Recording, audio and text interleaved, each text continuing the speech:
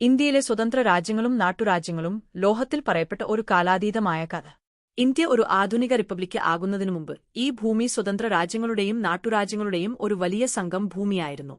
ഓരോന്നിനും അതിന്റേതായ വ്യക്തിത്വവും സംസ്കാരവും ഭരണസംവിധാനവും ഉണ്ടായിരുന്നു.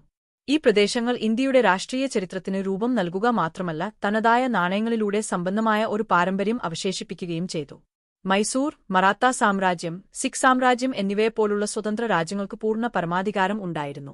ഈ ശക്തമായ രാജ്യങ്ങൾക്ക് അവരുടേതായ സൈന്യങ്ങളും ഭരണസംവിധാനങ്ങളും വിദേശ നയങ്ങളും ഉണ്ടായിരുന്നു. അവ സ്വന്തമായി നാണയങ്ങളും പുറത്തിറക്കിയിരുന്നു. പലപ്പോഴും വെള്ളിയും സ്വർണ്ണത്തിലും നിർമ്മിച്ച ഈ നാണയങ്ങൾ അവരുടെ ശക്തിയും സാംസ്കാരിക മൂല്യങ്ങളും പ്രതിഫലിച്ചു.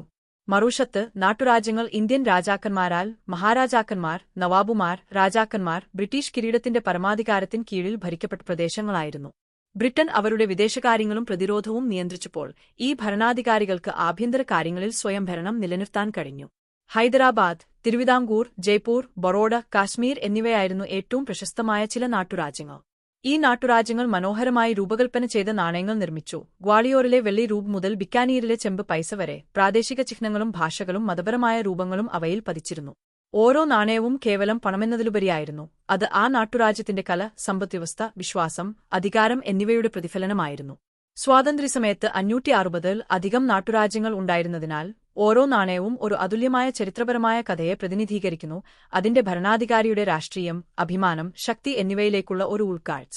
ഇന്നത്തെ ശേഖരിക്കുന്നവരെ സംബന്ധിച്ചിടത്തോളം ഈ നാണയങ്ങൾ കേവലം അപൂർവ വസ്തുക്കൾ മാത്രമല്ല, ഇന്ത്യയുടെ വൈവിധ്യമാർന്നതും ബഹുതലങ്ങളുള്ളതുമായ ഭൂതകാലത്തിന്റെ ജീവിക്കുന്ന ശകലങ്ങളാണ്. ഒരെണ്ണം കൈവശം വെക്കുന്നത് ചരിത്രത്തെ നിങ്ങളുടെ കൈവെള്ളയിൽ ഒതുക്കുന്നതിന് തുല്യമാണ്. ഇതാണ് ഇന്ത്യയിലെ രാജ്യങ്ങളുടെയും നാട്ടുരാജ്യങ്ങളുടെയും പാരമ്പര്യം, ലോഹത്തിൽ പറയപ്പെട്ട ഒരു കാലാതീതമായ കഥ.